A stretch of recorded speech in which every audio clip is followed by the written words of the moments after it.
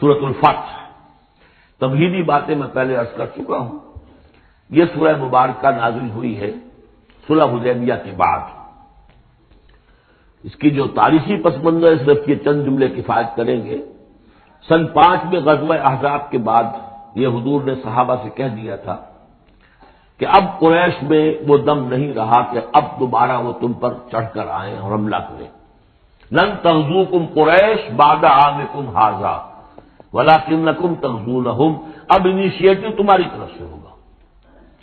وہ انیشیٹو حضور نے لیا ہے سن 6 میں۔ آپ نے عمرے کا احرام باندھا اور آپ کے ساتھ 1400 عام طور پر بیان ہوتا ہے، لیکن بعض روایات میں 1800 صحابہ احرام باندھ کر چلے کہ ہم عمرہ کرنے جا رہے ہیں۔ یہ گویا کہ ایک ٹیسٹ تھا کہ اب قریش کرتے کیا ہیں۔ آپ احرام کے لیے اپنی منزل بہ منزل کرتے ہوئے پہنچ گئے حدیبیہ تک، وہی جگہ جہاں پر کہ پھر صلح ہوئی۔ ادھر قریش کے لیے جو ہے ان کی جان پر بن گئی۔ پہلی بات تو یہ کہ ان کی روایات کے خلاف تھا کہ کوئی آئے عمرے کی نیت سے اور ان کو روک دے، یہ عرب کی روایت نہیں تھی۔ دوسرا یہ کہ اب اگر آنے دیتے ہیں اور مسلمان دنگناتے ہوئے آئیں شہر کے اندر عمرہ کریں تو گویا کہ ان کی شکست ہو گئی۔ تو وہاں پر جو بھی ہوا تفصیلات کا تو موقع نہیں ہے۔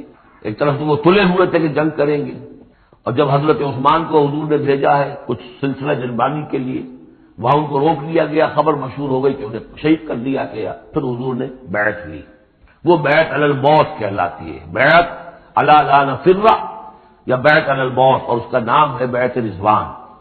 ایک درخت کے نیچے آپ تشریف فرما ہوئے اور سب نے آ کر آپ سے بیعت کی کہ اب یہاں جانیں دے دیں گے اپنی، سب ہم یہاں پر مرنے کے لیے تیار ہیں، جانیں قربان کر دیں گے، یہاں سے واپس نہیں جائیں گے۔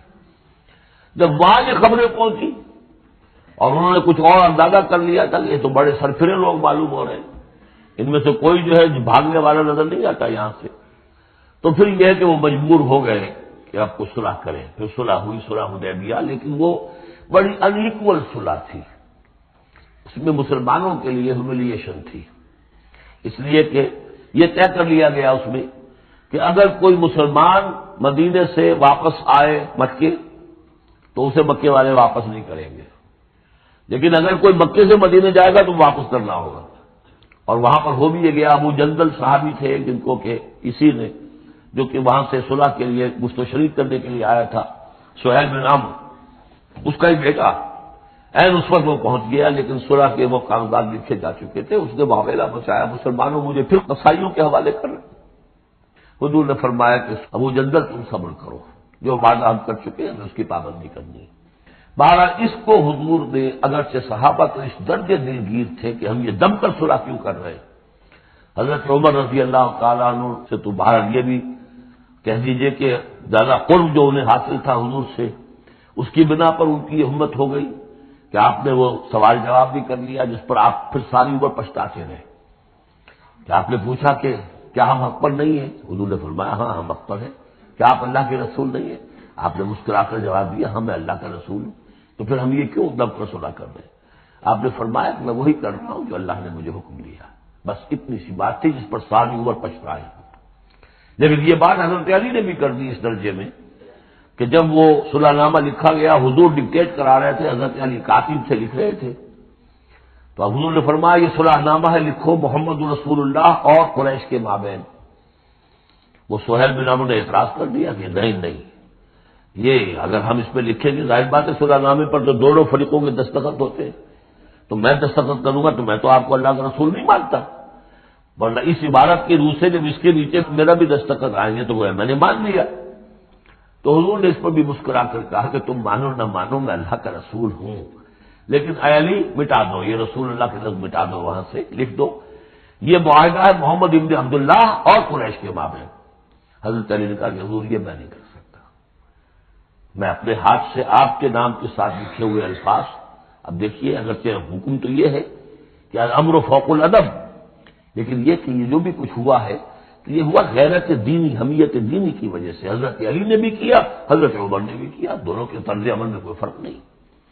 لیکن بہرحال اس کے بعد جو ہے صلح ہوئی ہے، اور مسلمانوں کے دل اگرچہ اس پہ بہت ہی رنجیدہ تھے، اور یہ بات بھی بڑی عجیب تھی کہ وہی احرام کھول دیے گئے، وہی قربانی کے جانور جو ہیں، تو اب اس پر جو ہے یہ آیت صورت اتری ہے اور پہلا لفظ یہ ہے انا فتحنا لک فتحا مبینا، مسلمانوں کی دلجوئی کے لیے کہ تم جسے سمجھ رہے ہو کہ دب کر صلح کی ہے، حقیقت حال کے اعتبار سے تو ہے محمد ہم نے آپ کو بڑی روشن فتح عطا فرمائی۔ آج ہم اسے انٹرپریٹ کر سکتے ہیں روشن فتح کس اعتبار سے کہ ٹریٹی کے معنی یہ ہے کہ مصالحت یا صلح ہوتی ہے دو فریقوں کے درمیان جو ایک دوسرے کو ریکگنائز کرے۔ اس کا مطلب یہ ہے کہ قریش نے ریکگنائز کر لیا کہ Muhammad is a power to reckon with, اور یہ بہت بڑی بات ہے۔ قریش نے تسلیم کیا، اور تسلیم کرنا جو ہے یہ اللہ تعالیٰ کی طرف سے فتح عظیم ہے۔ انا فتحنا لک فتحا مبینا لیغفر لک اللہ ما تقدم من ذنبک وما تاخر۔ اب دیکھیے ذنب کا لفظ یہاں پھر دوبارہ آ گیا، تاکہ اللہ تعالیٰ بخش دے آپ کو جو پچھلے ہوئی آپ کی کوئی کوتاہیاں یا گناہ یا جو بعد میں ہوئی، وَيُتِمَّ نِعْمَتَهُ جو پیچھے رہے گناہ ان کو بھی بخش دے، وَيُتِمَّ نِعْمَتَهُ عَلَيْكَ اور تاکہ اللہ تعالیٰ اپنی نعمت کا اتمام فرما دے آپ پر، وَيَهْدِيَكَ صِرَاطًا مُسْتَقِيمًا اور آپ کو ہدایت دے سیدھے راہ کی طرف۔ اب یہ ہے پھر ایک اشکال پیدا ہوتا ہے کہ حضور صلی اللہ علیہ وسلم تو پہلے ہی سیدھی راہ پر ہیں، پھر یہ کہ تمام اہل ایمان حضور کے ساتھ سیدھی راہ پر چلے آ رہے ہیں، اور سیدھی راہ پر چلتے ہوئے اب اہل ایمان کو بھی حضرت ابوبکر کو بھی آپ کے ساتھ چلتے ہوئے کتنے برس ہو گئے؟ 18 برس ہو گئے، تو اب ان کے معنی کیا ہوں گے؟ تو اس پہ بہت سی بحثیں ہیں، یہ تو اب میں تفصیل میں نہیں جا سکتا۔ میری توجہ وہی ہے جو میں اس سے پہلے سورہ محمد میں کر چکا ہوں ضم کی، کہ یہ جو جد و جہد ہوئی ہے اس میں اگر کہیں کوئی خامی کوتاہی کسی کی طرف سے ہوئی ہے، چاہے وہ کسی اور مسلمان کی طرف سے ہوئی ہے، صاحب ایمان کی طرف سے ہوئی ہے، غلطی ہوئی ہے، خطا ہوئی ہے، ان سب کی اب اللہ تعالیٰ تلافی فرما دے گا۔ یہ فتح مبین جو ہے وہ ان سب کو کور کر جائے گی، اور یہدیہ کا صراط مستقیم اب آپ کی جد و جہد بالکل سیدھی تیر کی طرح اپنے ہدف کی طرف بڑھے گی۔ اب اس میں کوئی جو ہے تزلزل نہیں ہوگا، بلکہ آپ کی یہ جد و جہد، اللہ کے دین کی اقامت کی جد و جہد اور اللہ کی حکومت قائم کرنے کی جد و جہد جو ہے سیدھی اپنے ہدف کی طرف بڑھتی چلی جائے گی۔ چنانچہ یتم نعمتہ وہ تو ہم پڑھ چکے ہیں، الیوم اکملت لکم دینکم واتممت علیکم نعمتی ورضیت لکم الاسلام دینا۔ تو دین کا اتمام ایک تو اس شکل میں کہ قرآن میں دین مکمل ہو جائے، شریعت پوری ہو گئی، لیکن اس سے تکمیل نہیں ہوتی اس معنی میں جب تک اس کی ایک عملی ڈیمانسٹریشن بھی مکمل نہ ہو۔ عملی ڈیمانسٹریشن مکمل ہوتی ہے جب اللہ کی حکومت بالفعل قائم ہو جائے۔ تو اتمام نعمت جو ہے وہ صرف کتاب کے اندر اس شریعت کا پورا بیان ہو جانا اور نظام کا آ جانا، اس سے وہ اتمام بتمام و کمال نہیں ہوتا جب تک کہ اس کا ایک نمونہ جو ہے، اس کی ایک صورت لوگوں کے سامنے نہ آ جائے، آئیڈیل فارم اس کی جو ہے وہ سامنے نہ آ جائے، اس کا نمونہ سامنے آ جائے، تو اس کے لیے ضروری ہے کہ اب یہ جد و جہد آپ کی جو ہے سیدھی اب تیز رفتاری کے ساتھ اپنے اصل ہدف یعنی اظہار دین لیظہرہ علی الدین کلہ، اور یہ آ جائے گی اس سورہ مبارکہ کے آخر میں بھی کہ ہم نے بھیجا ہی آپ کو ہے محمد اس لیے ہے کہ آپ اللہ کے دین کو غالب کریں۔ تو وہ اللہ کے دین کے غلبے کی جد و جہد اب تیر کی طرح سیدھی جائے گی۔ اللہ نے ساری اگلی پچھلی اگر کوئی اس میں کمی یا کوتاہیاں رہ گئی ہیں کسی کی طرف سے آپ کے ساتھیوں میں سے، ان سب کی تلافی کے لیے یہ فتح مبین آپ کو عطا کر دی۔ وَيَنْصُرَكَ اللَّهُ نَصْرًا عَزِيزًا اور اللہ آپ کی مدد کرے گا ایسی مدد کہ جس کے لیے کوئی شکست نہ ہو، بڑی زبردست مدد۔ هُوَ الَّذِي أَنزَلَ السَّكِينَةَ فِي قُلُوبِ الْمُؤْمِنِينَ لِيَزْدَادُوا إِيمَانًا مَعَ إِيمَانِهِمْ، وہی ہے کہ جس نے اہل ایمان کے دلوں میں سکینت نازل کر دی تاکہ ان کے ایمان میں اور اضافہ ہو جائے، تاکہ وہ اور اضافہ کر لیں اپنے ایمان میں، جتنا ایمان ہے اس سے اور بڑھ کر۔ وَلِلَّهِ جُنُودُ السَّمَاوَاتِ وَالْأَرْضِ، اب ظاہر بات ہے کہ اس میں ایک تو کیفیت یہ تھی کہ جو انہیں سکون حاصل تھا کہ وہ تیار تھے سب اپنی جانیں دینے کے لیے، اس کے لیے بھی ایک سکون قلب کے اندر اللہ تعالیٰ نے ان کے پیدا کیا تھا، تبھی تو وہ اس کے لیے آمادہ ہوئے۔ پھر یہ کہ ان کے اندر نظم اور ضبط کا یہ عالم کہ کوئی ایک شخص بھی حق میں نہیں تھا کہ یہ صلح یہاں اس وقت ہو، لیکن محمد رسول اللہ ان کی اطاعت اس کا سب سے بڑا ٹیسٹ وہاں ہوا ہے۔ اور یہ بات جو میں کہہ رہا ہوں شاید بعض ذرا کو عجیب لگی، کوئی ایک شخص بھی نہیں تھا اس کے حق میں، اس کی دلیل کیا ہے؟ اس کی دلیل یہ ہے کہ جب حضور نے جب صلح ہو گئی مکمل، آپ نے فرمایا مسلمان اٹھو، احرام کھول دو اور یہی قربانیاں دے دو۔ کوئی نہیں اٹھا، ایک بھی نہیں اٹھا۔ دوسری مرتبہ کہا آپ نے اٹھو بھائی، اب ہو گیا بات، بس جو ہو گئی، اب یہی احرام کھول دو، کوئی نہیں اٹھا۔ تیسری دفعہ کوئی نہیں اٹھا۔ آپ دلگیر ہو کر، دل گرفتہ ہو کر اپنے خیمے میں چلے گئے۔ ام سلمہ رضی اللہ تعالیٰ عنہ ام المومنین آپ کے ساتھ تھی، ان سے جا کر کہا میں نے 3 مرتبہ مسلمانوں سے کہا ہے کہ اٹھو اور احرام کھول دو، کوئی نہیں اٹھ رہا۔ انہوں نے کہا، مشورہ دیا کہ آپ کسی سے کچھ نہ کہیں، اپنی زبان سے کچھ نہ کہیں، آپ اپنا احرام کھول دیں، بس آپ آئے باہر، آپ نے قربانی دی، احرام کھول دیا۔ اس پر اب سب اڑ گئے۔ یعنی اصل میں وہ سب کے سب منتظر تھے کہ کیا حضور ہمارا امتحان لے رہے ہیں، یہ کوئی ٹیسٹ ہو رہا ہے، کیا ہو رہا ہے، یا حالات منتظرات شاید کوئی نئی صورت پیدا ہو جائے، شاید حالات بدل جائیں۔ لیکن ان کے لیے یہ بڑی انہونی سی بات تھی کہ عمرے کی نیت کر کے ہم نے احرام باندھا ہوا، یہاں کیسے کھول دے رہا ہوں۔ لیکن بہرحال وہ صرف ایک توقف جو تھا وہ اسی درجے میں تھا کہ شاید کوئی نئی صورت پیدا ہو جائے۔ لیکن اس سے ظاہر ہو رہا ہے کہ سب کے دل جو ہے وہ اس صلح کے حق میں نہیں تھے، وہ تو چاہ رہے تھے کہ اب ہمیں موقع ملے اور ہم جہاں جنگ ہو اور اللہ کے دین کو ہم غالب کریں۔ هو الذی انزل السکینۃ فی قلوب المؤمنین لیزدادوا ایمانا مع ایمانہم وللہ جنود السماوات والارض، اور تمام آسمانوں اور زمین کے لشکر تو اللہ ہی کے ہیں۔ وکان اللہ علیما حکیما، اللہ سب کو جاننے والا اور کمال حکمت والا ہے۔ لیدخل المؤمنین والمؤمنات جنات تجری من تحتها الانہار خالدین فیہا، تاکہ وہ داخل کرے اہل ایمان مردوں اور عورتوں کو ان باغات میں جن کے دامن میں ندیاں بہتی ہوں گی، جن میں وہ ہمیشہ ہمیشہ رہیں گے۔ وَيُكَفِّرْ عَنْهُمْ سَيِّئَاتِهِمْ، اور دور کر دے ان سے ان کی برائیوں کو۔ وَكَانَ ذَلِكَ عِندَ اللَّهِ فَوْزًا عَظِيمًا، اور یقیناً یہی شے ہے اللہ کے نزدیک بڑی کامیابی ہے۔ وَيُعَذِّبُ الْمُنَافِقِينَ وَالْمُنَافِقَاتِ وَالْمُشْرِكِينَ وَالْمُشْرِكَاتِ الظَّانِّينَ بِاللَّهِ ظَنَّ السَّوْءِ، یہ الفاظ بہت مشابہ ہیں سورہ احزاب کی آخری آیات کے، اور سورہ احزاب جو ہے آپ کو معلوم ہے سن 5 میں نازل ہوئی اور یہ سن 6 میں نازل ہو رہی ہے، تو زمانہ جو ہے قریب کا ہے۔ اور اللہ سزا دے اور عذاب دے منافق مردوں اور منافق عورتوں کو، اور مشرک مردوں اور مشرک عورتوں کو، کہ جو اللہ کے بارے میں بہت برے گمان رکھتے ہیں۔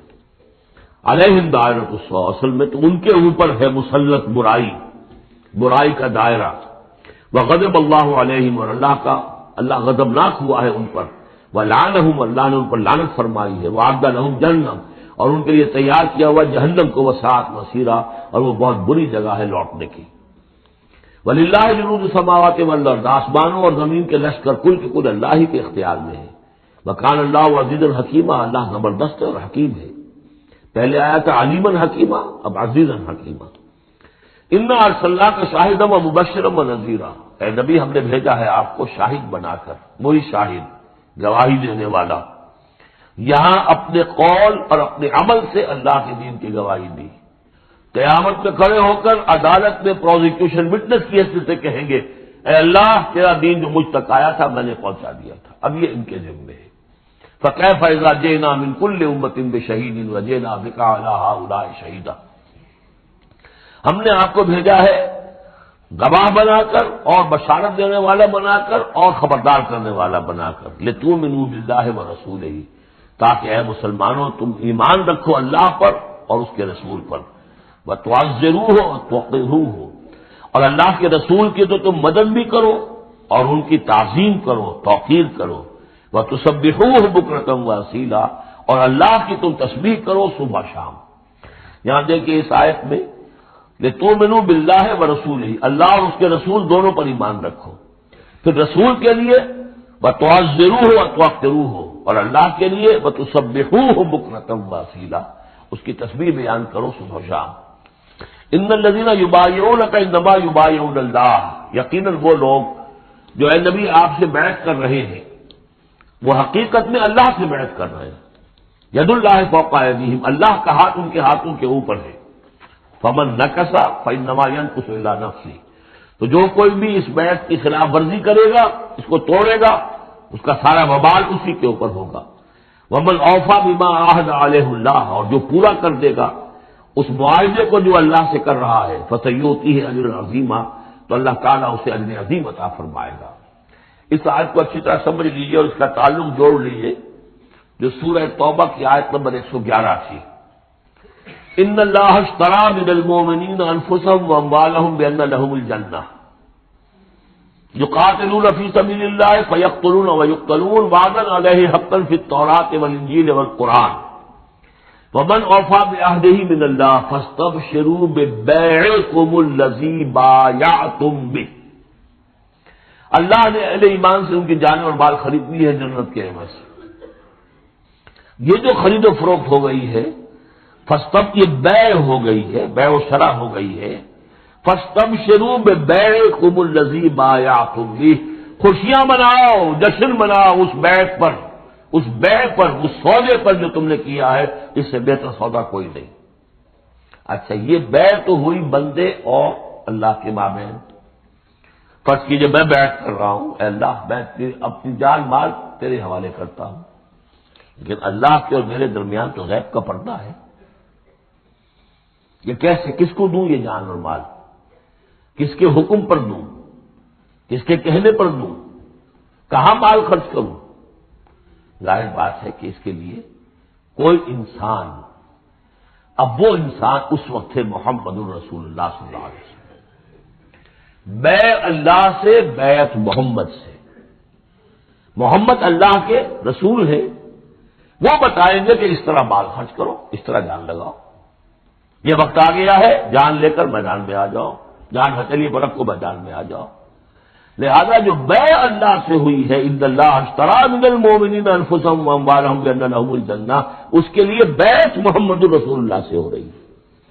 اور یہ عرب میں رواج تھا کہ جب وہ کوئی سودا کرتے تھے پھر وہ مصافحہ کرتے تھے، ہاتھ ملاتے تھے۔ ہاتھ جب ملا لیا اب وہ جو سودا ہے پکا ہو گیا، اب پیچھے نہیں جا سکتے آپ۔ جب تک مصافحہ نہیں ہوتا اس وقت تک آدمی کوئی اس میں تبدیلی کر سکتا ہے، لیکن مصافحہ جو ہے وہ پختگی کے لیے۔ لہذا یہ بیعت اب محمد رسول اللہ سے ہو رہی ہے کہ ہم نے جو جان اور اپنی مال جو اللہ کے حوالے کی ہے اسے ہم خرچ کریں گے آپ کے کہنے کے مطابق، جو آپ حکم دیں گے، آپ کی مرضی ہے، آپ ہم سے جب چاہیں یہ جان اور مال حاصل ہے، جب چاہیں وصول فرما لیں۔ یہ بیعت ہے جو ہوئی ہے محمد رسول اللہ سے۔ اچھا، اس میں جو یہ فرمایا کیونکہ یہ تین فریق ہو گئے، اللہ، بیعت کرنے والا اور جس کے ہاتھ پر بیعت کی گئی، لہذا یہ ٹرائی پارٹائٹ ایگریمنٹ ہے، تین فریق ہیں اس کے۔ ایک وہ ہے حضور کا ہاتھ، جس پر بیعت کرنے والے کا ہاتھ آ گیا۔ اللہ نے فرمایا تیسرا ہاتھ بھی ہے، وہ تمہیں نظر نہیں آ رہا، ید اللہ فوق ایدیہم، اللہ کا ہاتھ ان کے ہاتھوں کے اوپر ہے۔ تو یہ تین ہاتھ ہیں در حقیقت اس بیعت کے اندر، اس بیعت کے اندر۔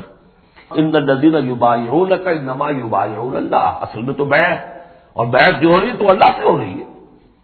فاستبشروا ببیعکم الذی بایعتم بہ، باب مفاعلہ کے اندر بھی وہ آ گیا، تم نے جو باہمی یہ کیا ہے بیع و شرع کا معاملہ، اس کو خوشیاں مناؤ، وہی باب مفاعلہ ہے، وہ یبایعونک، ان الذین یبایعونک، اے نبی جو آپ سے یہ بیعت کر رہے ہیں، انما یبایعون اللہ، وہ اللہ سے بیعت کر رہے ہیں۔ ید اللہ فوق ایدیہم، اللہ کا ہاتھ ان کے ہاتھوں کے اوپر ہے۔ فمن نکث فانما ینکث علی نفسہ، تو جو کوئی بھی اب اس سے روگردانی کرے گا، اس سے توڑے گا، اس کی خلاف ورزی کرے گا، اس کا وبال اسی پر آئے گا، آپ پر اس کا کوئی الزام نہیں۔ ومن اوفی بما عہد علیہ اللہ فسیؤتیہ اجرا عظیما، اور جو بھی پورا کر دے گا جس کا کہ اس نے وعدہ اللہ سے کیا ہے، یہ معاہدہ اللہ سے ہوا جان اور مال کا۔ اسی لیے سورہ احزاب میں آپ نے پڑھا تھا نا، من المؤمنین رجال صدقوا ما عہدوا اللہ علیہ ومنہم من قضی نحبہ ومنہم من ینتظر، اہل ایمان میں وہ جوان مرد ہیں جنہوں نے اپنا جو عہد کیا تھا اللہ سے وہ پورا کر دکھایا، سچا کر دیا۔ ان میں سے وہ بھی ہیں جو اپنی نظر پیش کر چکے، اور وہ بھی ہیں جو باقی منتظر ہیں ابھی کہ کب ہماری باری آئے۔ وہ ہمارے دوست ہے سر جان ناتواں پہ مگر لگا رکھا ہے تیرے خنجر و ثنا کے لیے، اے اللہ ہم لیے پھر رہے اس سر کو کہ کب تیری راہ میں کٹے اور ہم فارغ ہو جائیں، سمک دوش ہو جائیں، ہمارے کندھے سمک ہو جائیں، ہلکے ہو جائیں، سمک دوش، کندھا ہلکا ہو جائے۔ یہ سر کا بوجھ ہم لگائے ہوئے ہیں اپنے سر پر کہ کب تیری طرف سے حکم آئے ہم نے اپنے سر کٹوائے اور ہم فارغ ہوں۔ اب اسی کو سمجھ لیجیے کہ حضور کے بعد یہ بیعت کس سے ہوگی؟ جو بھی کوئی داعی اللہ اب کھڑا ہو اللہ کے نام کے، نبی تو نہیں ہوگا امتی، اطاعت اس کی ہوگی اللہ اور اس کے رسول کی اطاعت کے نیچے اس کے دائرے کے اندر، مستقل بذات اطاعت اس کی نہیں ہوگی۔ لیکن یہ کہ بہرحال اب بھی ضرورت ہوگی کہ کوئی جماعت ہو، کوئی جمعیت ہو، کوئی طاقت ہو، ایک فرد سے جو ہے اکیلا چنا بھاڑ نہیں پھوڑ سکتا۔ دین کو غالب کرنے کی جد و جہد، عقیم الدین جو ہم پڑھائے ہیں، یہ پورا سلسلہ جو ہے مکی صورتوں کا جو ان مدنی صورتوں کے ساتھ منسلک ہے، توحید عملی، اقامت دین، اور جو اس صورت کے اندر آ جائے گا لیظہرہ علی الدین کلہ، اس کے لیے جماعت چاہیے، جمعیت چاہیے۔ تو اب بھی کوئی اللہ کا بندہ ہوگا، آپ اسے ٹھوک بجا کر دیکھ لیں، اطمینان دیکھیں، سوچ دیکھیں، اس کی رائے کیا ہے، وہ کیا سمجھتا ہے، اگر وہ دین سے بھی واقف ہے، اگر وہ یہ کہ زمانے کے حالات سے بھی واقف ہے، اس کی شخصیت کو دیکھیے، اس کے ماحول کو دیکھیے، اگر آپ کا دل گواہی دے کہ یہ کوئی بہروپیہ نہیں ہے، یہ واقعتاً سنسیئر آدمی ہے، خلوص کے ساتھ اس کے ہاتھ میں ہاتھ دے کر بیٹھ کے ساتھ چلیے۔ یہی طریقہ مسنون اور منصوص ہے، یہی ایک طریقہ ہے جس کا قرآن مجید میں، یعنی نصوص کسے کہتے ہیں؟ نصوص قرآنی، نصوص حدیث، حدیث میں بھی ذکر ہے تو بیعت کا ہے۔ باقی اور کوئی طریقہ جماعت سازی کا مسنون نہیں ہے، مباح کو بھی ہے، جو بھی طریقہ اختیار کر لیا مباح ہے، حرام نہیں ہے۔ ممبرشپ ہے، ممبرشپ سے پھر امیر کا منتخب کرنا ہے 2 سال 4 سال کے بعد پھر انتخاب، ٹھیک ہے، کوئی شے حرام نہیں ہے جب تک کہ اس کی حرمت کے لیے کوئی دلیل نہ ہو۔ لیکن مسنون اور منصوص اور معصوم 3 الفاظ، نصوص قرآن و سنت میں جس کا تذکرہ ہے وہ بیعت ہے۔ جو مسنون ہے پوری زندگی حضور کی جو ہے، اس میں کتنی بیعتیں ہوئی ہیں، بیعت عقبہ اولیٰ، بیعت عقبہ ثانیہ، بیعت رضوان، اور پھر یہ کہ نحن الذین بایعوا محمدا علی الجہاد ما بقینا ابدا۔ جب غزوہ احزاب میں جب وہ خندق کھودی جا رہی تھی تو یہ شعر پڑھ رہے تھے صحابہ کرام، ہم ہیں وہ لوگ کہ جنہوں نے محمد سے بیعت کی ہے جہاد کی، اب یہ جہاد جاری رہے گا جب تک جان بے جان ہے۔ یہ ہے ساری زندگی میں آپ کی بیعت کا نظام تھا۔ اس کے بعد خلافت ہوئی تو بیعت پر ہوئی، حضرت ابوبکر سے بیعت، عمر سے بیعت، مشورہ علیحدہ بات ہے، جب طے ہو گیا کہ اب یہ ہو گیا تو بیعت۔ پھر خلافت میں کچھ غلط رخ پیدا ہو رہا تھا، حضرت حسین رضی اللہ تعالی عنہ اور حضرت عبداللہ ابن زبیر رضی اللہ تعالی عنہما یہ کھڑے ہوئے تو جنہوں نے جمعیت بنائی بیعت کی بنیاد پر بنائی۔ یہ دوسری بات ہے کہ جو کوفی تھے انہوں نے جو بیعت کی تھی حضرت حسین سے وہ توڑ دی انہوں نے، فمن نکث فانما ينكث على نفسه۔ اس کے بعد ہمارے ہاں اگر کوئی سلسلہ بنا ہے ارشاد کا، تزکیہ نفس کا، صوفیاء کا، وہ بھی بیعت، بادشاہ ہوتے تھے تو بیعت۔ پچھلی صدی میں جتنے جہاد ہوئے، ہمارے ہاں سب سے بڑا جہاد ہوا پچھلی صدی کا 19ویں صدی عیسوی کا، سید احمد بریلوی رحمۃ اللہ علیہ اور شاہ اسماعیل شہید رحمۃ اللہ علیہ، ان لوگوں کا جو بیعت کی بنیاد پر جماعت تھی، کوئی اور بنیاد جماعت سازی کی نہیں۔ مہدی سوڈانی نے جہاد کیا انگریزوں کے خلاف بیعت کی بنیاد، سنوسی نے جہاد کیا اطالویوں کے خلاف بیعت کی بنیاد پر۔ تو یہ بیعت کا لفظ جو یہاں آیا ہے اس کو اچھی طرح سمجھ لیجیے۔ یہ جان لیجیے کہ یہ جو دوسرا رکوع ہے اس سورہ مبارکہ کا، اور اس کے بعد تیسرا رکوع اور چوتھا رکوع جو ہے، ان میں بھی تقدیم و تاخیر ہے۔ یہ جو پہلے رکوع کا مضمون ہے یہ جا کر ملے گا اب تیسرے کے ساتھ، اور بعد میں یہ نازل ہوا ہے کہ یہ جو دوسرے رکوع میں آیتیں آ رہی ہیں، سیقول لک المخلفون من الاعراب شغلتنا اموالنا واہلونا۔ جب حضور واپس پہنچ گئے اور یہ غزوہ جو بیعت رضوان ہو گئی اور پھر صلح حدیبیہ ہو گئی، پھر آپ واپس پہنچے تو جاتے ہوئے گویا کہ ان سے کہا جا رہا ہے حضور سے، جیسے کہ غزوہ تبوک سے واپسی پر جو آیات نازل ہوئی وہ ہم سورہ توبہ میں پڑھ چکے ہیں۔ عنقریب کہیں گے وہ لوگ جو پیچھے رہ جانے والے تھے، من الاعراب، اعراب میں سے، شغلتنا اموالنا واہلونا، حضور نے عام اعلان کروایا تھا، فرض نہیں تھا، سب کے لیے لازم نہیں تھا، عمرے کے لیے چلنے کے لیے کہا تھا چلے، جتنے لوگ چل سکتے ہیں چلے۔ تو اب آئیں گے یہ وہ اعراب جو ہے بادیہ نشین، اور وہ کہیں گے حضور ہم مشغول رہے اپنے اموال میں، اپنے ڈھور ڈنگر کی دیکھ بھال میں، اپنے اہل و عیال میں، ہم آپ کے ساتھ نہیں جا سکے، فاستغفر لنا، تو ہمارے لیے استغفار کیجیے۔ یقولون بألسنتہم ما لیس فی قلوبہم، یہ لوگ اپنے منہ سے وہ کچھ کہہ رہے ہیں اپنی زبانوں سے جو ان کے دلوں میں نہیں ہے، دلوں میں کچھ اور ہے۔ یہ منافقوں کا تذکرہ ہو رہا ہے اعراب میں سے۔ قل فمن یملک لکم من اللہ شیئا ان اراد بکم ضرا او اراد بکم نفعا، سے کہیے کہ اگر اللہ تعالیٰ نے تمہارے لیے کوئی بھی اگر ضرر کا فیصلہ کیا تھا تو، اور اگر خیر کا فیصلہ کیا تھا تو کون سی چیز روک سکتی ہے؟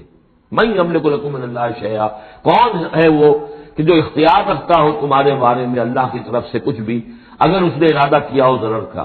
یعنی اگر کوئی خرابی ہونی تھی تو کیا تمہارے یہاں ہونے کی وجہ سے رک جانی تھی؟ یا اگر خیر کوئی آنا تھا تو تمہاری غیر موجودگی میں نہیں آ سکتا تھا؟ یعنی پیچھے رہ جانا کیا معنی دار، کیوں رہ گئے؟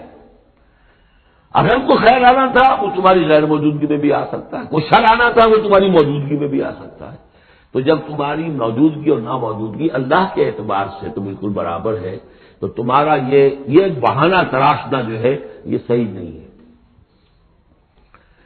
بل کان اللہ بما تعملون خبیرا، بلکہ تم جو کچھ کرتے رہے ہو اللہ اس سے باخبر ہے۔ وہ کیا ہے؟ اب ان کے دل کی بات اللہ تعالیٰ، ان کے دل میں جو چوٹ تھا، بل ظننتم، تمہیں یہ گمان ہو گیا تھا، ان لن ينقلب الرسول والمؤمنون الى اهلهم ابدا، ان کو یہ گمان ہوا کہ ان کا تو معلوم ہوتا ہے کہ واقعتاً کوئی دماغ خراب ہو گیا مسلمانوں کا، قریش پر چڑھائی کر کے جا رہے ہیں، قریش، یہ تو سمجھیے کہ ان کے لیے ابھی تک عرب میں جو ان کی حیثیت تھی قریش کی، وہ سمجھتے تھے کہ اب تو یہ موت کے منہ میں جا رہے ہیں، اب یہ واپس ان میں سے کوئی آنے والا نہیں ہے۔ بل ظننتم، تم نے یہ گمان کیا تھا، ان لن ينقلب الرسول والمؤمنون الى اهلهم ابدا، کہ اب واپس آئیں گے ہی نہیں رسول اور اہل ایمان اپنے گھر والوں کی طرف۔ وَزُيِّنَ ذَلِكَ فِي قُلُوبِكُمْ، اور یہ تمہارے دلوں میں کھبا دی گئی بات، وَظَنَنْتُمْ ظَنَّ السَّوْءِ، اور تم نے بہت برا گمان کیا، وَكُنْتُمْ قَوْمًا بُورًا، اور تم ہو ہی تباہ ہونے والے لوگ۔ یہ منافقین اعراب کا تھا، اور یہ کب ہو رہا ہے؟ سن 6 میں۔ سن 2 کے اندر جو معاملہ تھا وہ بھی ہم دیکھ چکے ہیں، وہ جو سورہ محمد کے اندر آیا معاملہ، جبکہ ابھی یہ مرحلہ شروع ہو رہا تھا، ابھی قتال کا سلسلہ شروع ہونے والا تھا، اس وقت بھی ان کے دلوں میں صلح جوئی، امن سے کام کرو، صلح سے کام کرو، یہ خام کا جو ہے یہ اس طرح کی مہم جوئی مناسب نہیں ہے، اس وقت ان کا یہ خیال تھا۔ وَمَن لَّمْ يُؤْمِن بِاللَّهِ وَرَسُولِهِ فَإِنَّا أَعْتَدْنَا لِلْكَافِرِينَ سَعِيرًا، اور جو کوئی اللہ اس کے رسول پر ایمان نہ رکھے تو اللہ تعالیٰ نے ایسے کافروں کے لیے تو جہنم تیار کر رکھی ہے۔ وَلِلَّهِ مُلْكُ السَّمَاوَاتِ وَالْأَرْضِ يَغْفِرُ لِمَن يَشَاءُ، اور اللہ آسمانوں اور زمین کی بادشاہی اللہ ہی کے لیے ہے، وہ بخشتا ہے جس کو چاہتا ہے، وَيُعَذِّبُ مَن يَشَاءُ، اور عذاب دے گا جس کو چاہے گا، وَكَانَ اللَّهُ غَفُورًا رَحِيمًا، اور اللہ تعالیٰ غفور الرحیم ہے۔ سَيَقُولُ الْمُخَلَّفُونَ إِذَا انطَلَقْتُمْ إِلَىٰ مَغَانِمَ لِتَأْخُذُوهَا، اب یہ نوٹ کر لیجئے تاریخی اعتبار سے کہ اس کے فوراً بعد جو ہے اگلے ہی سال حضور نے، اب جب کہ قریش سے صلح ہو گئی تو آپ یکسو ہو گئے، ادھر سے کوئی حملہ اب نہیں ہوگا، تو آپ نے اپنی پوری طاقت لے کر خیبر پر حملہ کیا، جو گڑھ بن گیا تھا یہودیوں کا، جو بنو قینقاع اور بنو نذیر نکالے گئے تھے، جا کے وہیں آباد ہو گئے تھے، پہلے سے بھی وہاں پر وہ بڑا گڑھ تھا، ان کے بڑے قلعے تھے، بڑے فورٹیفائڈ، اور وہاں پر سارا وہ اب حضور نے ان کی جو ہے سرکوبی کی۔ جب حضور خیبر کی طرف جا رہے تھے، اب ان کا ہم بھی چلتے ہیں آپ کے ساتھ، اس لیے انہیں یقین تھا کہ فتح ہوگی اور مال غنیمت آئے گا۔ سَيَقُولُ الْمُخَلَّفُونَ إِذَا انطَلَقْتُمْ إِلَىٰ مَغَانِمَ، اور اے مسلمانوں جب تم اب جاؤ گے غنیمت حاصل کرنے کے لیے، یعنی اب جو غزوہ خیبر کی طرف جب پیش قدمی کرو گے، تو یہی لوگ جو پہلے پیچھے رہ گئے تھے وہ یہ کہیں گے ضرور نتبعکم، ہم بھی آپ کے ساتھ چلے، اجازت دیجیے۔ یریدون ان یبدلوا کلام اللہ، یہ اللہ کے کلام کو بدل دینا چاہتے ہیں، وہ اللہ کا کلام اگلے رکوع میں آ رہا ہے کہ ان کے بارے میں طے کر دیا گیا تھا کہ جو لوگ اس صلح حدیبیہ کے موقع پر نہیں گئے ہیں ساتھ حضور کے، اب ان کو کسی بھی دوسری نیکسٹ جنگ کے اندر شمولیت کی اجازت نہیں ہوگی۔ وہ آگے آ رہا ہے، اس لیے اس کے سمجھنے میں تھوڑی سی دقت ہوتی ہے، لیکن سمجھ لیجیے کہ وہ آگے ہے، اسی لیے تقدیم و تاخیر کی میں نے بات آپ سے کی تھی۔ یریدون ان یبدلوا کلام اللہ، یہ چاہتے ہیں کہ اللہ کے کلام کو تبدیل کر دیں، اللہ کے حکم کو بدل دیں۔ قل لن تتبعونا، کہہ دیجیے کہ نہیں اب تم ہمارے ساتھ نہیں جاؤ گے، کذالکم قال اللہ من قبل، یہ بات اللہ تعالیٰ پہلے ہی کہہ چکا ہے پہلے، اور اس صورت میں آ رہا ہے ذرا بعد میں. فَسَيَقُولُونَ بَلْ تَحْسُدُونَنَا، وہ کہیں گے یہ تو آپ لوگ حسد کر رہے ہیں ہم سے، آپ ہمیں ساتھ میں لے جانا چاہتے ہیں جبکہ ہمیں اندازہ ہے کہ وہاں پہ غنیمتیں ملیں گی. بل كانوا لا يفقهون الا قليلا، حقیقت یہ ہے کہ یہ فہم ہی نہیں رکھتے، تفقہ ہی نہیں رکھتے مگر بہت ہی تھوڑی. قل للمخلفین من الاعراب، یہ جو لوگ رہ گئے تھے پیچھے اور یہ بدو لوگ، ان سے کہہ دیجئے ستدعون الی قوم اولی باس شدید، ان قریب پھر تمہیں بلایا جائے گا ایک ایسی قوم کی طرف، ایسے قوم کے مقابلے کی طرف جو بڑی طاقت والی ہوگی. تو قاتلونہم او یسلمون، یا تم ان سے قتال کرو گے یا وہ مسلمان ہوں گے اور یا وہ اطاعت قبول کریں گے. اس سے ہے اشارہ در حقیقت جو نیا سلسلہ جنگوں کا شروع ہونے والا تھا، اور وہ تھا سلطنت روما کے خلاف غزوہ موطا. اب اندرون ملکی عرب کا معاملہ جو تھا وہ ختم ہوا. اب تو اصل جو معاملہ پیش آنا ہے وہ انقلاب محمدی کا بین الاقوامی مرحلہ ہے، تصدیر الانقلاب، انقلاب کو اب آگے ایکسپورٹ کرنا ہے. اور اب ٹکراؤ ہونے والا ہے جس کی پیشگی خبر دی جا رہی ہے سلطنت روما کے ساتھ، جہاں اسٹینڈنگ آرمیز تھی لاکھوں کی. رومن لیجنز مشہور ہیں تاریخ کے اندر، غرق آہن اور ٹرینڈ. تو تمہیں بلایا جائے گا اس وقت، پھر تمہیں ایک موقع دے دیا جائے گا. ستدعون الی قوم اولی باس شدید تقاتلونہم او یسلمون. اور یہ اصل میں تین چیزیں آ گئی وہی کہ اب جو بھی اس عرب سے باہر جو معاملہ ہوا ہے، یا تو وہ اسلام لے آئے یا وہ اطاعت قبول کر لیں. یہ دونوں یسلمون میں شکلیں ہو جائیں گی، اطاعت قبول کر لیں یا اسلام لے آئے یا پھر جنگ ہوگی. فَإِن تُطِيعُوا يُؤْتِكُمُ اللَّهُ أَجْرًا، اگر اس وقت تم اطاعت کرو گے اللہ کے رسول کی، ان کے ساتھ جاؤ گے تو اللہ تعالیٰ جو ہے تمہیں اجر حسنہ دے گا. وَإِن تَتَوَلَّوْا كَمَا تَوَلَّيْتُم مِّن قَبْلُ، اور اگر تمہیں اسی طرح پیٹ دکھا دی جیسے کہ پہلے پیٹ دکھائی تھی، يُعَذِّبْكُمْ عَذَابًا أَلِيمًا، تو اللہ تعالیٰ عذاب علیم دے گا تمہیں. لَيْسَ عَلَى الْأَعْمَىٰ حَرَجٌ، ہاں اگر کوئی اندھا ہے تو اس پر کوئی الزام نہیں ہے، کوئی تنگی نہیں ہے، وہ اگر نہیں گیا کوئی بات نہیں. ولا علی العارض حرج، کوئی لنگڑا ہے تو اس کے لیے بھی نہیں ہے. ولا علی المریض حرج، اسی طریقے سے کوئی بیمار ہے تو اس پر بھی کوئی اس کی بات پوچھ نہیں ہے. ومن یطع اللہ ورسولہ یدخل جنات تجری من تحتہا الانہار، اور جو اللہ تعالیٰ اور اس کے رسول کی اطاعت کرے گا اللہ تعالیٰ اس کو داخل کرے گا ان باغات میں جن کے دامن میں ندیاں بہتی ہوں گی. ومن یتولی، اور جو کوئی پلٹ جائے پیٹھ موڑ لے، یعذبہ عذابا علیما، اللہ تعالیٰ اسے عذاب علیم دردناک عذاب دے گا. اب اس کے بعد یہ پہلے رکوع والا مضمون جو بیعت کا مضمون چل رہا تھا وہی بیعت کا مضمون اب آگے یہاں چل رہا ہے. یہ بیچ والا جو ہے دوسرے رکوع کا مضمون یہ اس کے بعد کا تھا، پہلے آ گیا. وہاں جو فرمایا تھا کہ ان الذین یبایعونک انما یبایعون اللہ، اب آگے چلیے. لقد رضی اللہ عن المؤمنین اذ یبایعونک تحت الشجرہ، اللہ راضی ہو گیا ان اہل ایمان سے جو آپ سے بیعت کر رہے تھے درخت کے نیچے. فعلم ما فی قلوبہم، تو اللہ تعالیٰ کے علم میں ہے جو کچھ ان کے دلوں میں تھا.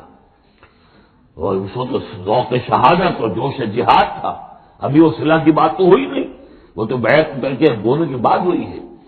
فانزل سکینت علیہم، اللہ نے ان پر سکینت، سکون، اطمینان نازل کر دیا. واصابہم فتح قریبا، اور انہیں فتح جو نہیں بہت قریب، وہ فتح قریب وہی ہے. انا فتحنا لک فتحا مبینا، اس صلح کو کہا گیا کہ فوری طور پر انہیں فتح مل گئی. ومغانم کثیرۃ یاخذونھا، اور بہت سی غنیمتیں ہیں جو وہ اور جو لیں گے حاصل کریں گے. وکان اللہ عزیزا حکیما، اور اللہ تعالیٰ زبردست ہے حکمت والا. وعدکم اللہ مغانم کثیرۃ تاخذونھا، اے مسلمانوں اللہ کا تم سے وعدہ ہے بہت سی غنیمتیں تمہیں ملیں گی. فعجل لکم ھذہ، تو یہ تو تمہیں نقد دے دی ہے، فوری طور پر دے دی ہے یہ فتح جو تمہیں مل گئی ہے. وکف ایدی الناس عنکم، اور اللہ تعالیٰ نے روک لیا لوگوں کے ہاتھوں کو تم سے. لتکون آیۃ للمؤمنین، تاکہ یہ اہل ایمان کے لیے ایک نشانی بن جائے. ویہدیکم صراطا مستقیما، اور اللہ تعالیٰ تمہاری رہنمائی فرمائے سیدھے راستے کی طرف، یعنی اب تمہاری جد و جہد جو ہے وہ تیر کی طرف سیدھی کامیابی کے آخری مراحل تک پہنچ جائے. وعدکم اللہ مغانم کثیرۃ تاخذونھا، اللہ تعالیٰ نے اے مسلمانوں تم سے وعدہ کیا ہے بہت سی غنیمتوں کا جو تمہیں حاصل ہوں گی. فعجل لکم ھذہ، تو یہ تو اللہ نے فوری طور پر تمہیں عطا کر دی ہے، یعنی یہ فتح مبین وَكَفَّ أَيْدِيَ النَّاسِ عَنْكُمْ، اور لوگوں کے ہاتھ تمہاری جانب سے روک لیے. یعنی جنگ اگر ہوتی ظاہر بات ہے کہ قریش بھی پھر اگر اس میں اپنی قوت کا مظاہرہ کرتے تو کچھ نہ کچھ نقصان تو مسلمانوں کا بھی ہوتا. کف ایدی الناس عنکم، ان کے ہاتھ باندھ لیے اور روک لیے اللہ نے تم سے. وَلِتَكُونَ آیَةً لِّلْمُؤْمِنِينَ، اور تاکہ اہل ایمان کے لیے ایک نشانی بن جائے. وَيَهْدِيَكُمْ صِرَاطًا مُسْتَقِيمًا، اور اللہ تعالیٰ اب تمہیں سیدھی راہ پر گامزن کر دے، یعنی تمہاری جد و جہد کو، اجتماعی جو جد و جہد ہے تمہاری، اسے براہ راست تیر کی طرح سیدھا اب اس کے آخری ہدف اور منزل مقصود تک پہنچا دے. وَأُخْرَىٰ لَمْ تَقْدِرُوا عَلَيْهَا، اور کچھ اور بھی فتحیں ہیں جن کا ابھی تک تمہیں جس پر قدرت حاصل نہیں ہوئی ہے. قد احاط اللہ بہا، اللہ تعالیٰ ان کا بھی احاطہ کیے ہوئے ہیں. یعنی یہ کہ اس کے فوراً بعد تمہیں فتح ملے گی جو کہ خیبر کی ہوگی، کیونکہ یہ اس جو رکوع ہم نمبر دوسرا پڑھائے ہیں، تیسرا اس سے پہلے نازل ہوا ہے. اور یہ کہ پھر فتح مکہ ہونے والی ہے. اللہ تعالیٰ نے یہ تمام فتوحات جو اللہ کے جو علم میں ہے، اللہ نے ان کا احاطہ کیا ہوا ہے. وَكَانَ اللَّهُ عَلَىٰ كُلِّ شَيْءٍ قَدِيرًا، اللہ ہر چیز پر قادر ہے. وَلَوْ قَاتَلَكُمُ الَّذِينَ كَفَرُوا لَوَلَّوُا الْأَدْبَارَ، اور اگر یہ کافر یعنی قریش مکہ تم سے جنگ کرتے تو لازماً پیٹ دکھا دیتے، پیٹ پھیر جاتے. ثم لا يجدون وليا ولا نصيرا، اور پھر نہ پاتے اپنے لیے کوئی حمایتی، کوئی مددگار. سنت اللہ التي قد خلت من قبل، یہ اللہ کی وہ سنت ہے، اس کا دستور ہے، اس کا قانون ہے کہ جو پہلے سے چلا آ رہا ہے. یعنی یہ کہ اللہ تعالیٰ اپنے رسولوں کی مدد کرتا ہے. تو اب رسول کے ساتھ اگر وہ جنگ پر آمادہ ہو گئے ہوتے تو یقیناً ان کو پیٹھ دکھانی پڑتی اور شکست ان کا مقدر بنتی. سنت اللہ التي قد خلت من قبل ولن تجد سنت اللہ تبدیلا، اور نہیں پاؤ گے تم اللہ کی سنت اور اللہ کے دستور میں کوئی تبدیلی. وَهُوَ الَّذِي كَفَّ أَيْدِيَهُمْ عَنكُمْ وَأَيْدِيَكُمْ عَنْهُمْ بِبَطْنِ مَكَّةَ، وہی ہے جس نے روک لیے ان کے ہاتھ تمہاری طرف بڑھنے سے اور تمہارے ہاتھ ان کی طرف بڑھنے سے. بِبَطْنِ مکہ، بیچ شہر مکے کے، یعنی مکے کی وادی میں اور مکے کے شہر میں اگر یہ جنگ ہوتی اور یہ خونریزی ہوتی. من بعد ان اسفرکم علیہم، اور یہ اللہ نے روک دیا اس کے بعد کہ اللہ نے تمہیں ان پر فتح دے دی تھی. یعنی کہ واقعتاً دل میں قریش شکست کھا چکے تھے، وہ سمجھ گئے تھے کہ ہمارے لیے مقابلہ ممکن نہیں ہے، ورنہ وہ صلح کبھی نہ کرتے. ان کے لیے تو یہ چیز گویا کہ بڑی موت سے بھی بڑھ کر جو تھی، بھاری تھی کہ مسلمان جو ہے ان کے ساتھ ہم صلح کریں، انہیں تسلیم کر لیں اور پھر یہ بھی طے کریں کہ اگلے سال آپ آئیے اور ہم 3 دن کے لیے تو یہ پورا مکہ خالی کر دیں گے، آپ یہاں جس طرح چاہیں عمرہ کریں. یہ شرط بھی اس میں شامل تھی اگلے سال. لیکن اس سال آپ کو جانا پڑے گا، ہماری ناک جو اتنی نہ کٹے کہ اسی سال آپ عمرہ کر لیں. لیکن یہ ہے کہ بہرحال آئندہ آپ آئیں گے. تو اس کے بعد کہ اللہ نے تمہیں ان پر فتح دے دی تھی. وَكَانَ اللَّهُ بِمَا تَعْمَلُونَ بَصِيرًا، اور جو کچھ تم کر رہے ہو اللہ اسے دیکھ رہا ہے. هُمُ الَّذِينَ كَفَرُوا وَصَدُّوكُمْ عَنِ الْمَسْجِدِ الْحَرَامِ، وہی لوگ ہیں یعنی ان کے جرائم کا تذکرہ ہو رہا ہے جنہوں نے کفر کیا تو اور تمہیں روکے رکھا مسجد حرام تک جانے سے. وَالْهَدْيَ مَعْكُوفًا أَن يَبْلُغَ مَحِلَّهُ، اور ہدی کے جو جانور لے کے گئے تھے مسلمان احرام کے ساتھ ساتھ، وہ ہدی کے جانور تھے کہ کعبے کے لیے نیاز کے یہ جانور ہیں، وہ رکے ہوئے تھے کہ وہ اپنی اصل جگہ پر یبلغ محلہ، کہ اس کا اصل مقام تو یہ تھا کہ کعبے جائیں، وہاں پر ان کو چڑھاوا چڑھایا جائے، ان کو قربانی دی جائے. لیکن یہ کہ وہ رکے ہوئے تھے کہ وہاں تک نہیں پہنچ سکتے تھے. لیکن یہ اللہ نے کیوں ہاتھ روک لیے، ان کے ہاتھ تم سے، تمہارے ہاتھ ان سے کیوں روک لیے، جنگ کیوں نہیں ہونے دی، اس کی حکمت اب آ رہی ہے. وَلَوْلَا رِجَالٌ مُؤْمِنُونَ وَنِسَاءٌ مُؤْمِنَاتٌ، اگر نہ ہوتے مرد مومن اور عورتیں مومنات، لم تعلموہم، جنہیں تم نہیں جانتے تھے، ان تطؤوہم، اندیشہ تھا کہ تم انہیں بھی پیس ڈالتے. یعنی جب جنگ ہوتی ہے، بھٹی گرم ہو جاتی ہے، اس وقت تو تحقیق و تفتیش مشکل ہوتی ہے. اب وہ مسلمان کے جو ہجرت نہیں کر سکے، ان میں ضعفاء بھی تھے، ان میں مریض بھی تھے، ان میں عورتیں بھی تھیں جن کے لیے ممکن ہی نہیں تھا، جیسا کہ ہم سورہ نساء میں پڑھ چکے ہیں کہ جن کے لیے بالکل ممکن ہی نہیں تھا، اللہ تعالیٰ نے ان کو معاف کر دیا تھا. ہجرت نہیں کر رہے تب بھی اللہ ان سے مواخذہ نہیں کرے گا. تو اب وہ لوگ بھی موجود تھے مکے کے اندر. اب اگر یہ چکی چلتی تو پھر تو یہ فیس ڈالتی ان کو بھی. وَلَوْلَا رِجَالٌ مُؤْمِنُونَ وَنِسَاءٌ مُؤْمِنَاتٌ لَمْ تَعْلَمُوهُمْ أَن تَطَئُوهُمْ، تم جانتے ہی نہیں تھے، ہو سکتا ہے کہ تم انہیں بھی کچل دیتے. فَتُصِيبَكُم مِّنْهُم مَّعَرَّةٌ، اور ان کے معاملے میں پھر تم پر ایک الزام آ جاتا بغیر علم، اس کے بغیر کہ تمہیں کوئی علم ہو، تمہاری بے خبری میں تم پر الزام آتا کہ ان اہل ایمان نے آ کر اپنے اہل ایمان ساتھیوں کو بھی قتل کر دیا. لیدخل اللہ فی رحمتہ، اللہ نے اسی لیے روک دیا اس جنگ کو اس وقت اور تمہیں فتح دے دی صلح کی شکل میں، تاکہ اللہ تعالیٰ داخل کرے اللہ تعالیٰ اپنی رحمت میں جس کو چاہے. لو تزینوا لعذبنا الذین کفروا منہم عذابا علیما، اگر وہ علیحدہ ہو چکے ہوتے، یعنی مسلمان اہل ایمان مرد اور عورتیں جو ہیں جو ابھی تک مقیم ہیں یہاں پر، اگر وہ یہاں سے نکل چکے ہوتے، علیحدہ ہو چکے ہوتے، تو پھر باقی یہاں صرف کفار رہ گئے ہوتے، تو ہم اسی وقت لعذبنا الذین کفروا منہم عذابا علیما، تو ان کافروں کو ہم ابھی وہ بدترین عذاب کا مزہ چکھا دیتے.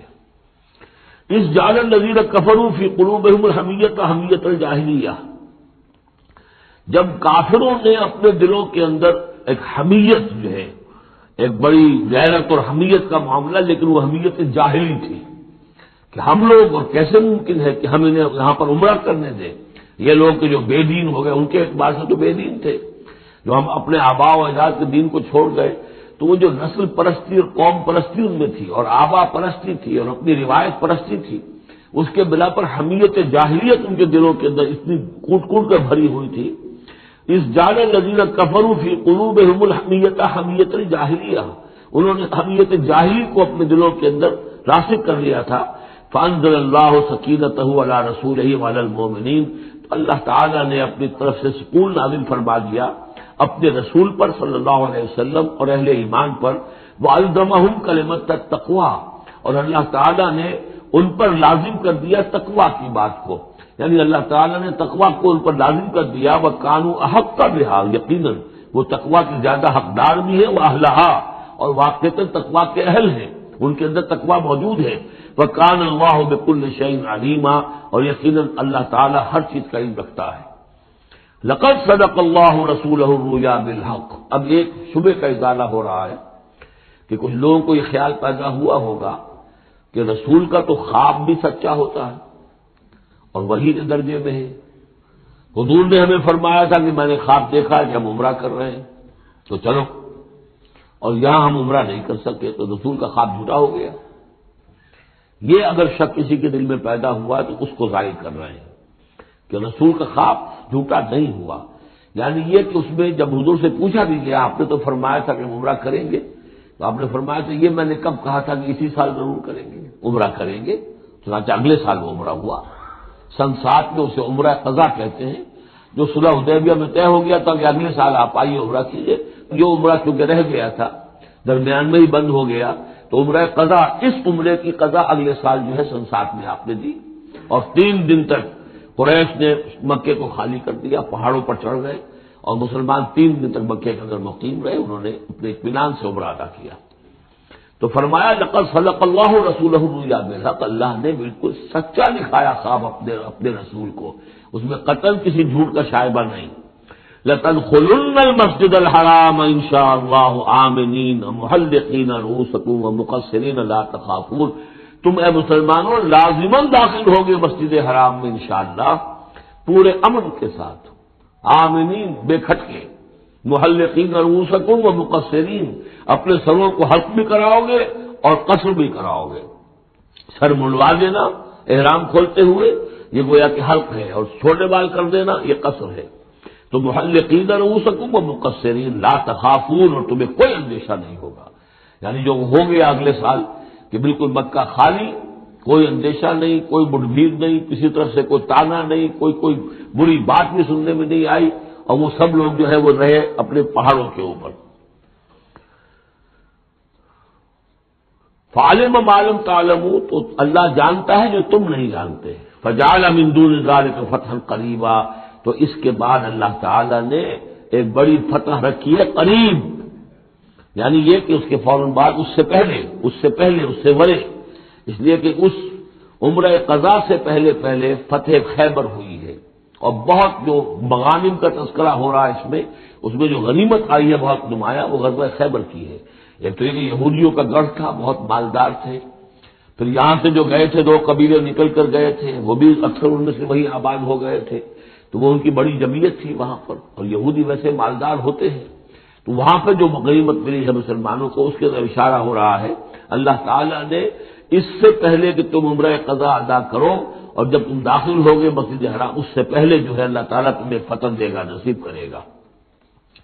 اب وہ آیت آ گئی، هو الذی ارسل رسولہ بالہدی ودین الحق لیظہرہ علی الدین کلہ، یعنی یہ جو سلسلہ اب جا رہا ہے، صراط مستقیم، سیدھا راستہ کس منزل کی طرف جا رہا ہے؟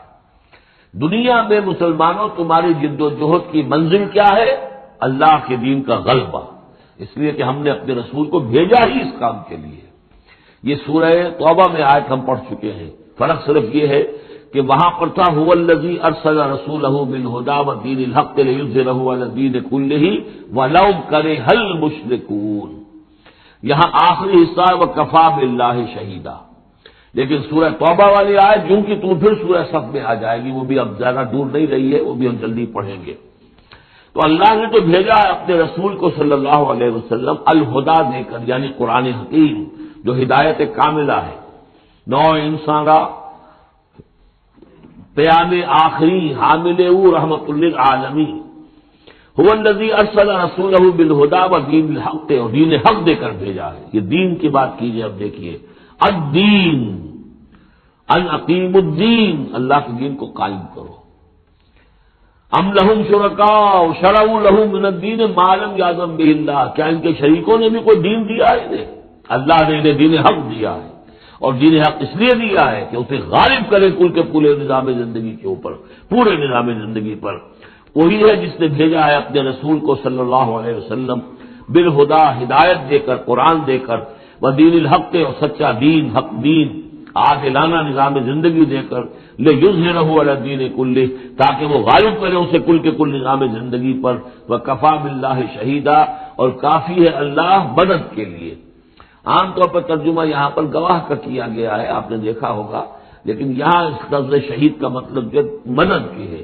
اس کے لیے یہ کہ نوٹ کیجئے جو سورہ بقرہ کے 30 رکوع میں آیا تھا، فَإِن كُنتُمْ فِي رَيْبٍ مِّمَّا نَزَّلْنَا عَلَىٰ عَبْدِنَا فَأْتُوا بِسُورَةٍ مِّن مِّثْلِهِ وَادْعُوا شُهَدَاءَكُم مِّن دُونِ اللَّهِ إِن كُنتُمْ صَادِقِينَ، بلا لو اپنے مددگاروں کو اللہ کے سوا اگر تم سچے ہو۔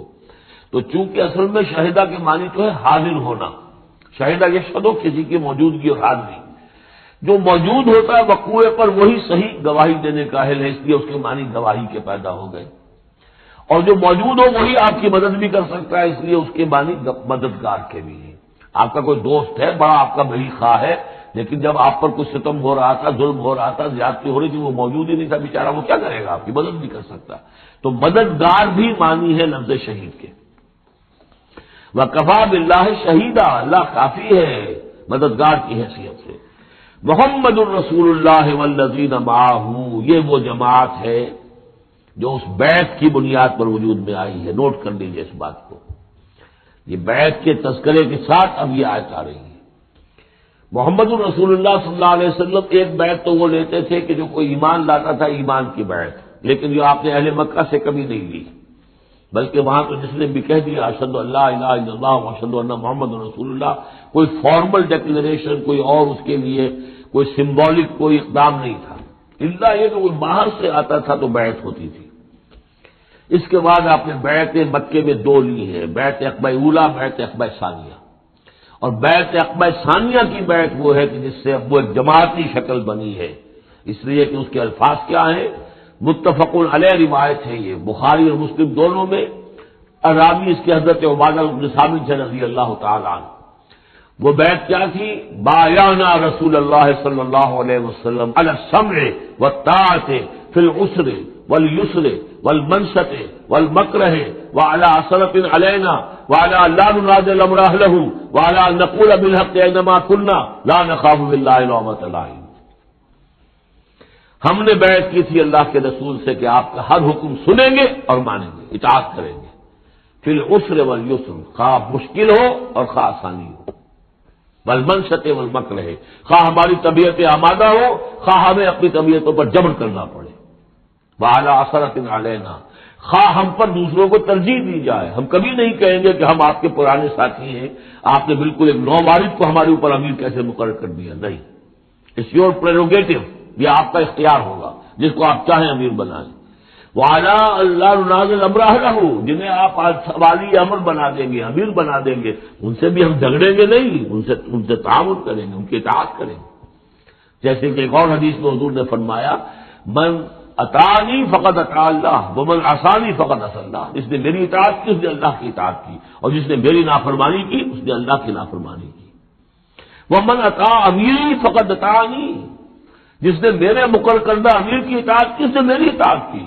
ومن اطاع امیری فقد ومن عصی امیری فقد عصانی، جس نے میرے مقرر کردہ امیر کی نافرمانی کی اس نے میری نافرمانی کی۔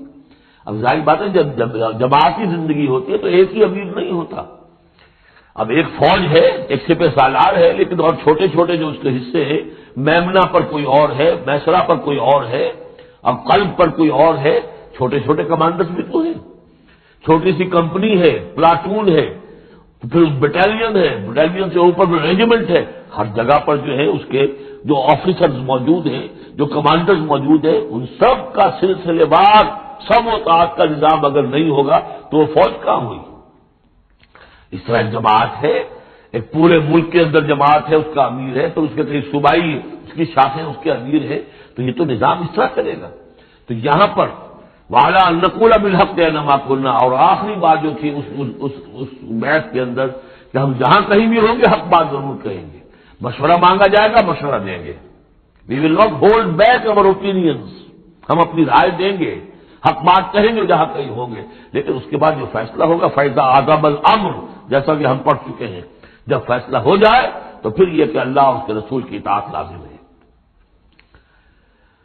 تو فرمایا یہ محمد الرسول اللہ والذین معہ کی جو جماعت بنی ہے اس شکل میں، اس قتال کے مرحلے کے شروع ہونے سے پہلے منہج انقلاب نبوی میں اقدام کا مرحلہ جب آیا ہے، پیسو ریزسٹنس جب ایکٹیو ریزسٹنس میں چینج ہو رہی ہے، تو اب وہ ایک نظم جماعت کی شکل ہے، اور وہ بیعت عقبہ ثانیہ کی بنیاد پر وجود میں آیا۔ محمد رسول اللہ والذین معہ اشداء علی الکفار رحماء بینہم، اللہ کے رسول، یہ اس میں دو طرح ترجمے اس کے کیے جاتے ہیں، محمد اللہ کے رسول ہیں، یہ ایک جملہ پورا ہو گیا، والذین معہ اشداء علی الکفار رحماء بینہم، اور جو ان کے ساتھ ہیں وہ کافروں پر بہت بھاری ہے اور آپس میں بہت رحم دل ہے۔ اور ایک ترجمہ یہ بھی ہے کہ محمد رسول اللہ والذین معہ، یہ سب مل کر مبتدا بنی، اللہ کے رسول محمد اور جو ان کے ساتھ ہیں ان سب کی شان یہ ہے کہ اشداء علی الکفار رحماء بینہم، وہ کفار کے حق میں بڑے سخت ہیں لیکن آپس میں بہت رحم دل ہے، رحیم ہے، شفیق ہے۔ یہ ہم پڑھ چکے ہیں سورہ مائدہ میں بھی، اذلۃ علی المؤمنین اعزۃ علی الکافرین، اہل ایمان کے حق میں وہ بہت ہی نرم خو ہو، حلقہ یاراں تو بنے شم کی طرح نرم، رزم حق و باطل ہو تو فولاد ہے مومن۔ یہ شان جو ہے بندہ مومن کی قرآن مجید میں دو جگہ آئی ہے۔ تراہم رکعا سجدا یبتغون فضلا من اللہ ورضوانا، تم دیکھو گے ان کو کبھی سجدے میں گرے ہوئے ہوں گے اور کبھی رکوع کر رہے ہوں گے، وہ اپنے رب کے فضل کے متلاشی رہتے ہیں ہر دم ہر آن، اور اللہ کی رضا چاہتے ہیں۔ سیماہم فی وجوہہم من اثر السجود، اور ان کی جو نشانی ہے وہ ان کے چہروں میں جو اثرات پیدا ہوتے ہیں سجدے سے۔ سجدے سے عام طور پر تو خیال یہ ہوتا ہے کہ یہی جو گٹا پڑ جاتا ہے یہی سجدے کا نشان ہے، لیکن اس کے علاوہ بھی نمازیوں کے چہرے میں ان کی نماز کی ایک کیفیت ہوتی ہے، نورانیت ہوتی ہے کہ جو ان کے چہروں کے اندر موجود ہوتی ہے۔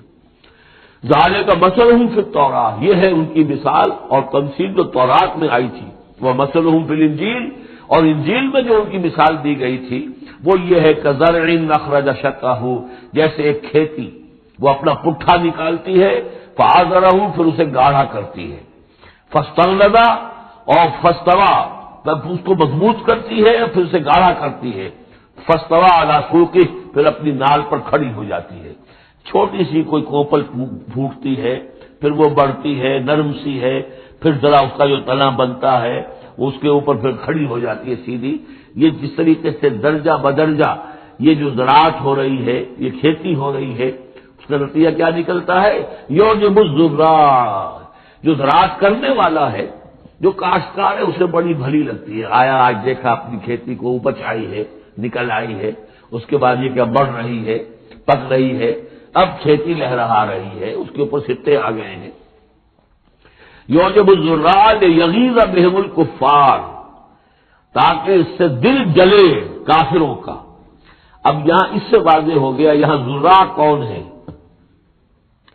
یہ کھیتی صحابہ کرام کی کھیتی ہے جو پھل رہی ہے، پھول رہی ہے، اور اس کا کاشتکار کون ہے؟ محمد الرسول اللہ صلی اللہ علیہ وسلم.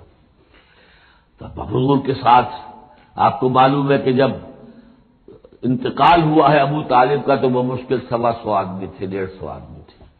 آپ کی ایسی پوزیشن بھی نہیں تھی کہ اپنے بل پر مکے میں رہ سکتے، اسی لیے طائف گئے تھے. کوئی آلٹرنیٹ بیس مل جائے، میں وہاں منتقل کر دوں اپنی اس دعوت کا اور اپنی اس تحریک کا مرکز.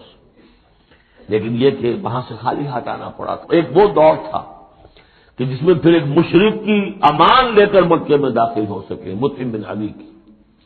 آج ایک دور یہ ہے کہ 1400 یا 1800 آدمی جو ہیں وہ بیعت موت کی ہے انہوں نے، اور ان کو اس پر جو ہے ملال ہے کہ دم کر صلح کیوں کی ہے.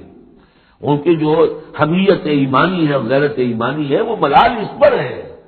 وہ جان بچنے کی کوئی خوشی نہیں ہے انہیں. وہ تو کہیں کہ ہم نے دم کر کیوں صلح کریں، ہم اپنی جانیں دینے کے لیے تیار ہیں. کھیتی جو ہے اپج رہی ہے. تو فرمایا کزرع اخرج شطأہ فآزرہ فاستغلظ فاستوى على سوقه يعجب الزراع ليغيظ بهم الكفار وعد الله الذين آمنوا وعملوا الصالحات منهم مغفرة واجرا عظيما.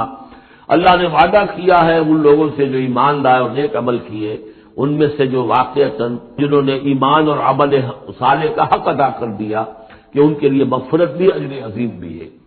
یہاں جو مولانا عثمانی صاحب نے حاشیہ لکھا ہے مجھے بہت پسند آیا کہ اگرچہ حضور کے سارے ساتھی جو ہیں وہ سب کے سب وہی تھے کہ جو ایمان اور عمل صالح کا حق ادا کر چکے تھے، پھر بھی منہم کی ایک قید لگا کر گویا کہ ان کو یہ بات بتا دی گئی ہے کہ اصل معاملہ ہے کہ موت تک انسان قائم رہے اس پر، مبادا بعد میں کہیں کسی کے اندر کوئی تزلزل پیدا ہو جائے. ورنہ یہ کہ اگر کسی کو اس طرح کا یقین دلا دیا جائے تو اس سے تو یہ کہ پھر اطمینان پیدا ہو جائے گا. ہونا یہ چاہیے کہ آخری وقت تک ڈرتا رہے آدمی، بین الخوف و رجا کی کیفیت رہے کہ کہیں ایسا نہ ہو کہ میں پھر کہیں آج جس مقام پر اللہ نے مجھے پہنچا دیا ہے کہیں پاؤں پھسل جائے. مغفرت و اجر عظیم کا اللہ نے وعدہ فرمایا. بارک اللہ لی و لکم فی القرآن العظیم و نفعنی و ایاکم بالآیات و الذکر الحکیم.